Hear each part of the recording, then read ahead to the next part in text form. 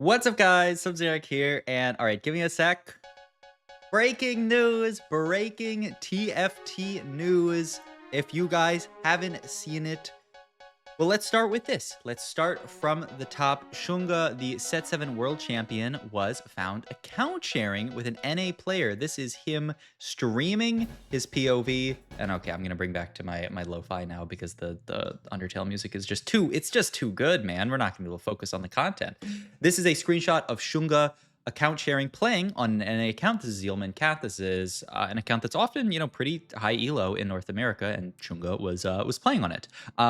Tanner, who, if you guys are not familiar with Tanner, he posts a lot about like Chinese TFT and kind of bridges the gap between Chinese and North American TFT, said the Chinese server was not B-patched yet on that day. Shunga borrowed a random account, low GM, to play on NA for practicing a new patch. It was all master GM lobbies. I'm not sure why that matters, but okay.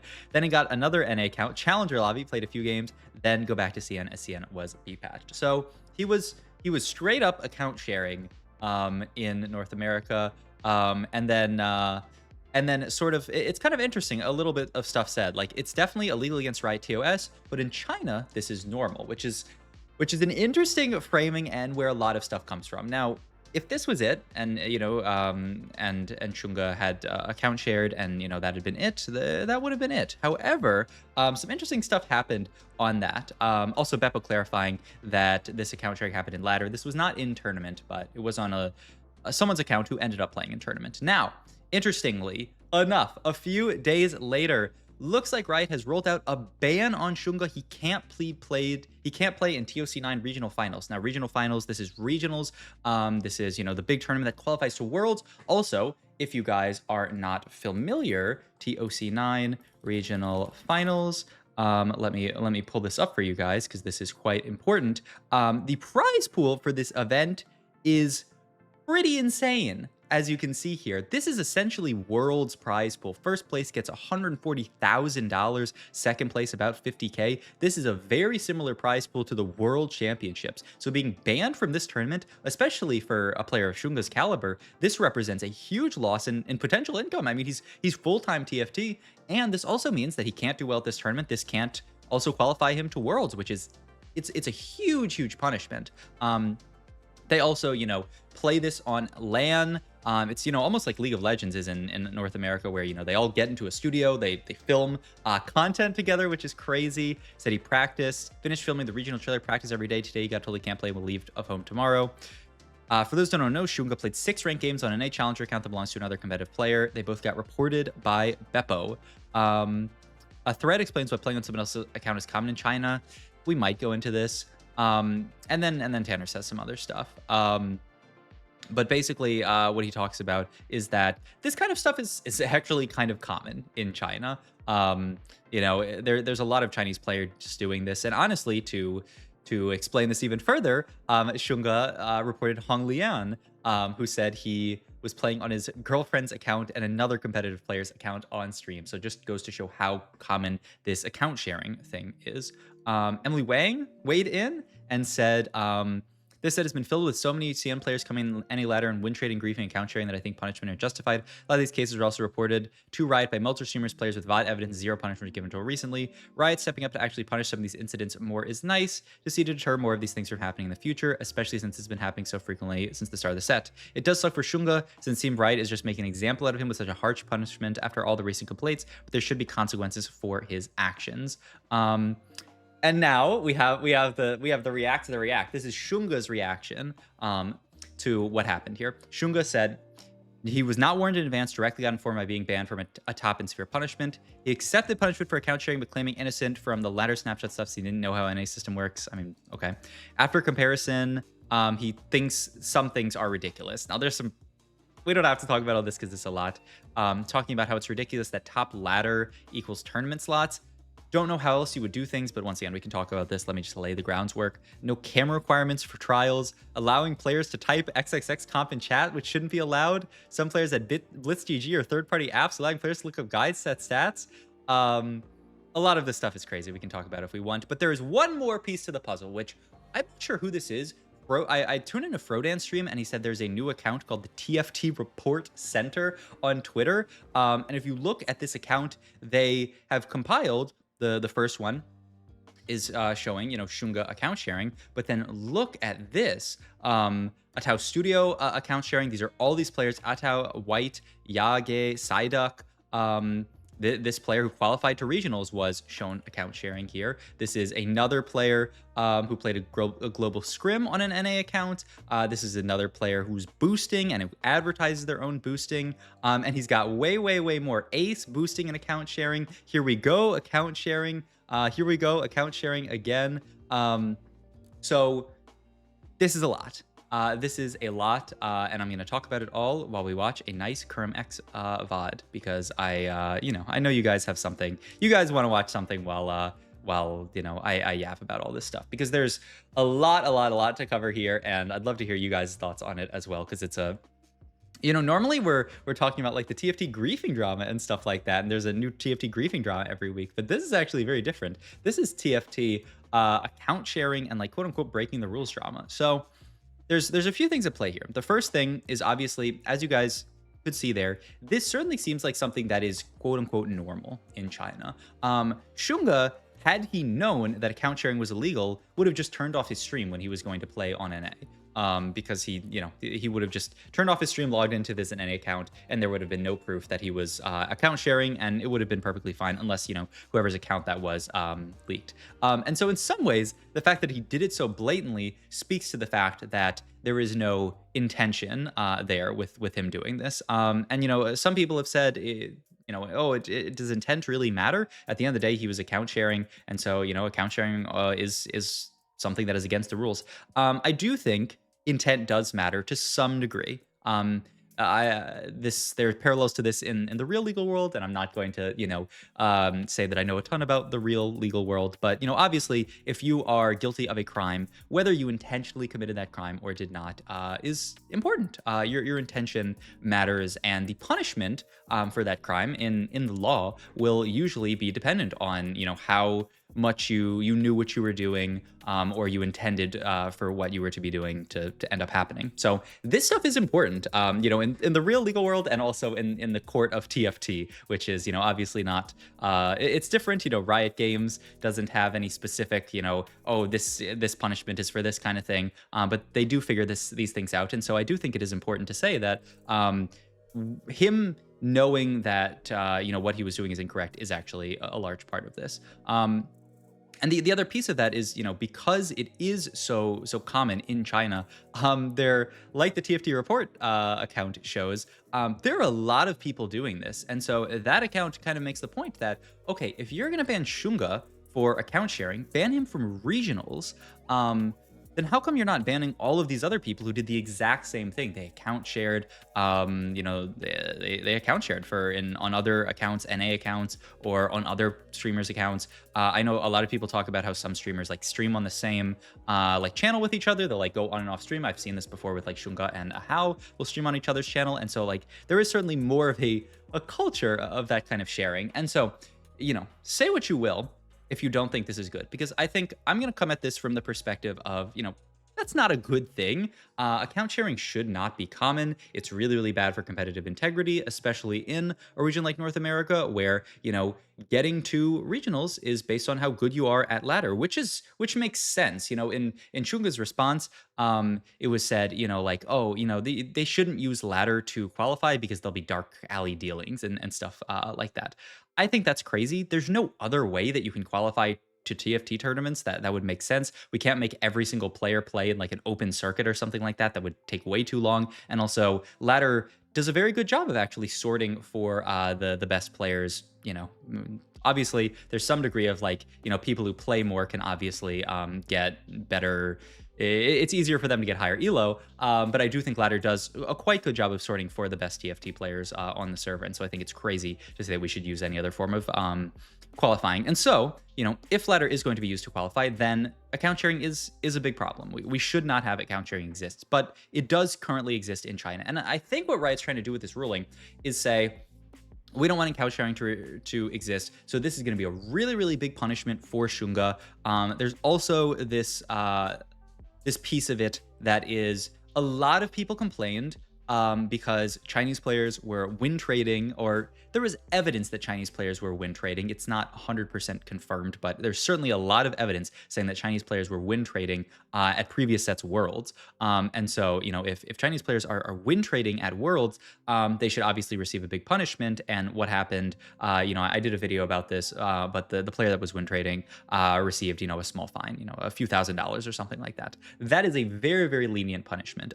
Also, this everybody loves to talk about Setsuko. This brings back in the Setsuko punishment thing, because this is essentially the same punishment that Setsuko got. Shunga was not banned from previous tournaments because, this is right at the end of the set, but being banned from regionals for a player like Shunga, who has regionals aspirations, has worlds aspirations, is essentially the same thing as being banned from the entire set. And so, speaking of Dark Alley dealings, but so this is essentially the same kind of punishment that Setsuko got for something that there's different levels. You could say this is more severe because he's, obviously affecting competitive integrity. You could say, well, Setsuko's thing was less severe because, he's not really hurting anybody. He's just, flaming and stuff like that. I will say, though, it's on the same level as Setsuko's punishment. And I think the difference between Setsuko's punishment in this is that level of premeditation, that level of understanding. Setsuko did a lot of things that were wrong,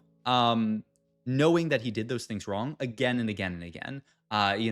Saying rude things to rioters, saying rude things on stream to other players. He knew these things were wrong, and Riot brought this stuff up with him, and he clearly, doesn't have a lot of remorse for his actions. Shunga, on the other hand, this is a situation where he made a mistake. This is something that he had basically no clue, it seems, my understanding, based on how open he was about it, the fact that he live streamed himself account sharing. There is no way that he knew that this was as severe of a thing as, Riot NA and Riot Games overall wants to make it out to be. So I will just say, this is, about decently into the video, I will just come out and say I think this punishment was too severe for something that I think Shunga did not really know that he was doing wrong. And this is a huge, like I said, huge punishment. This is worse than being banned from NA regionals because, this is a factor, though. The prize pool is so much bigger, right? If you get banned from NA regionals, what is North America's regional finals? TFT, I probably should type in because I'm getting Formula One. Let's see. This is Monsters Attack, which is a while ago, but I think, can I do Magic Mayhem? This brings me to Tactician's Crown. Let's just look at Monsters Attack. $10,000 for like 35k prize pool. I don't think the prize pool has changed that much since then. Maybe it's a bit higher, but obviously that pales in comparison to China's prize pool, which is hundreds and hundreds of thousands of dollars. That is a huge amount of money that you're putting out Shunga by making sure that he can't compete. This is also, if I didn't say this at the start of the video because I haven't talked about this before, Shunga is a former world champion, and that doesn't mean that he should get preferential treatment. If, Shunga had done something heinous that is completely, if, he had been found like cheating in an official tournament, then I think this is perfectly reasonable to ban him. But this is a player who, is going to be missed at Worlds and is going to be missed at regionals. And so I think for this punishment to be so severe, you have to be sure that it's the right punishment. And I think what Riot did here, and what I think a lot of people are saying is that people were really hard on Riot for the thing that I talked about earlier, where they went really, really light on the player who win traded at Worlds. In my opinion, win trading at Worlds should be a much, much, much worse, punishment than this situation where he's playing on an account, he's playing some solo queue games. But that punishment, people are like, Riot went way, way, way too soft. So I think what Riot's doing in this situation is saying, we went too soft there, so we are going to go really, really, really hard on Shunga here. We are going to give him a really, really tough punishment in this situation because, we don't want to be seen as too soft. And I also think there's a piece of it where Shunga is a Chinese player, Shunga and the win trading player. I think it was, I don't want to say a name in case I have the wrong name in my head. But Shunga and the win trading player, they're both Chinese players. China is obviously the biggest market in TFT. So, some people are saying, well, Chinese players are getting preferential treatment from Riot Games, which I don't think is necessarily true, but it certainly could be true. There is definitely the possibility for there to be impropriety there in that situation. And I think I think this is not a very good way to go about it, though, to say we went too light on the win trading player, so we're going to go too hard on Shunga. Both things can exist. You can have gone too light on a win trader and also go too hard on Shunga. And I don't think, swinging from one extreme to the other is fair whatsoever, especially in a situation like this where Shunga didn't know that he was breaking the rules. It seems like. It does seem like for the future that Riot Games really wants to take a really, really hard stance on win trading. Or not win trading. I mean, obviously win trading, hopefully. But on a lot of things in TFT. I think somebody that I was talking to was saying, TFT is becoming more and more like esports. It's getting more serious. This, a while ago was just a funny little game that we were playing on LAN we were never playing on LAN. We were playing in our bedrooms, during the pandemic. And, we'd have these tiny little tournaments and it'd be a few $1,000s prize pools, whatever. But obviously, World's prize pool is quite big now. We have these LANs that are existing now that are really, really huge, that people are flying to different countries to play in. And who knows what the future of TFT holds, if there's going to be more competitive updates, more LANs or bigger circuits and these kind of things. And so Riot wants it to be as professional as possible. And this is understandable, obviously. I think that's a good thing that Riot wants there to be these competitive standards. And so if they want account sharing to be severely penalized, I think that's, wow, 2 Vexes on 8, what the fuck? Then I think that's okay. Like, account sharing should be severely penalized, but you cannot, in my opinion, go from no consequences whatsoever. This is a common thing that everyone is doing in China to we are going to ban Shunga from regionals. I don't think you can do that. I think it's completely reasonable to say, Shunga, you account shared.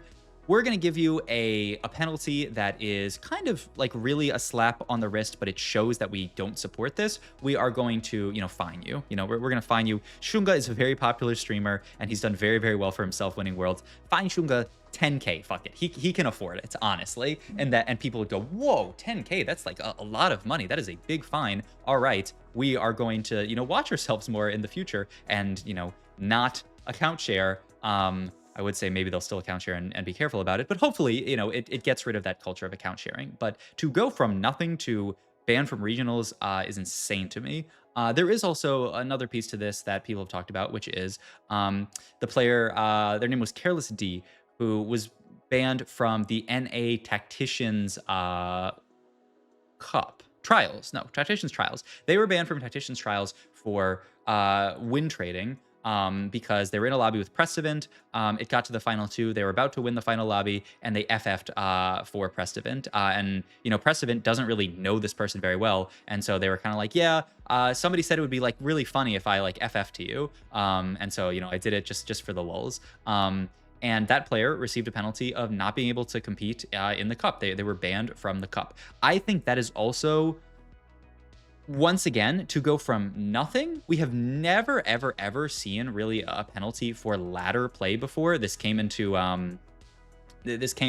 focus. It was it was the set that had Fortune in it, right? The set where a player was about to Fortune cash out a player and they FF'd at the last second because they didn't want to, or they FF'd in order to Fortune cash out a player, essentially, because they didn't want to they didn't want to let that player's fortune keep going, and so they're like, I'll save the lobby, I'll just FF. And this was, hugely impactful towards one of those players' journeys towards qualifying for a cup, because it was right before then.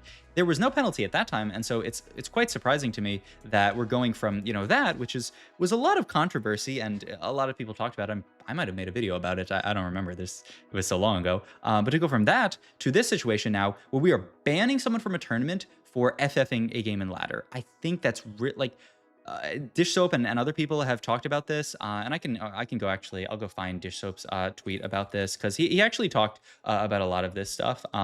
So he actually reacted to. We can get the mid part Dish Soap reaction. Yeah, this is I don't know if he reacted to this other stuff.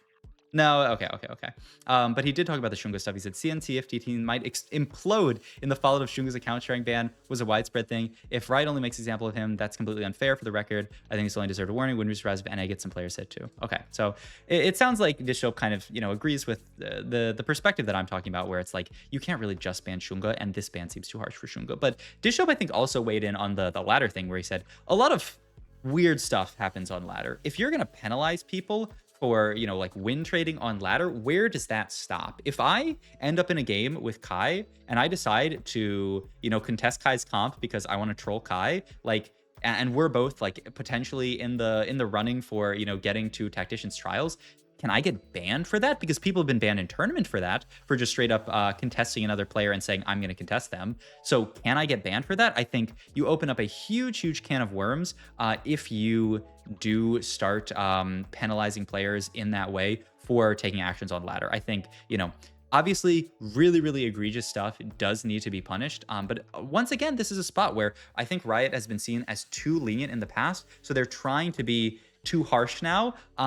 But you can at the same time be too lenient and too harsh. I don't think it's a good thing to go from too lenient to immediately, too harsh. I think you should go from too lenient and say, okay, we're going to be a bit harsher, but obviously we're going to let people know if they're in the violation of rules and things like this. So, yeah, it's a pretty crazy situation. I'm really, really curious to hear what you guys have to say, because I know, we've trodden the like contesting thing, that kind of like target griefing discussions a lot, but this is a very different discussion. This is a discussion about win trading. It's a discussion about account sharing. It's got all those juicy little topics in TFT. So I'm really, really curious to hear what you guys have to say about this topic, and I'll play the rest of the Kuram VOD, because why not? We only got a few rounds left, but I mean, I think that's mostly my piece on it. I'm trying to think of if there's anything else, any other little pieces of it that I am forgetting, but I don't think so. I really am curious to see what is going to happen with the Chinese TFT scene, because their regionals, I don't know how soon it is, but it's got to be very, very soon, because we got Worlds pretty soon. And what are they going to do? Are they going to ban further players? Are they just going to say tough luck, Shunga? I mean, if they start banning multiple players who are competing in regionals, then that becomes a huge, huge, huge, huge, huge issue. And like, are NA players going to get penalties for account sharing? It certainly seems like this is less of a thing in North America, but obviously some of those players in NA had to account share with the Chinese players to give them an NA account. So that's a piece of it as well. So yeah, it is really a crazy, crazy, crazy situation. I wonder, I'm curious how you guys are going to react onto it, because this is not really something that I've ever made a video about before. I'm also, of course, sad that Shunga's not going to appear at Worlds. Like I said, he is one of my favorite players to watch in TFT. And so him not appearing at Worlds is going to be a huge drag. He is so, so much fun to watch. And, the only upside is, hey, NA has a bit better odds of winning Worlds now, because one of China's best players is not going to be there. So at least I can say that to myself to make myself feel a little bit better, is that, hey, maybe we'll get a Dish Soap repeat win at Worlds. Maybe we'll get a Bopster win at Worlds. Congrats to Bopster for winning the Tacticians Cup #3. Also, Riot Games, I've said it a million times, but why couldn't the Tacticians Cup #3 have been called the Fairy Cup? It would have been so nice. And the winner of the Fairy Cup, wow, it's so but we've been over that a million times. All right, I've talked long enough, and we got to the end of the VOD. So I hope you guys enjoyed this video. If you did, please like, comment, and subscribe. Check out my Twitch, all my links down below, and I will see you guys in the next video. Bye.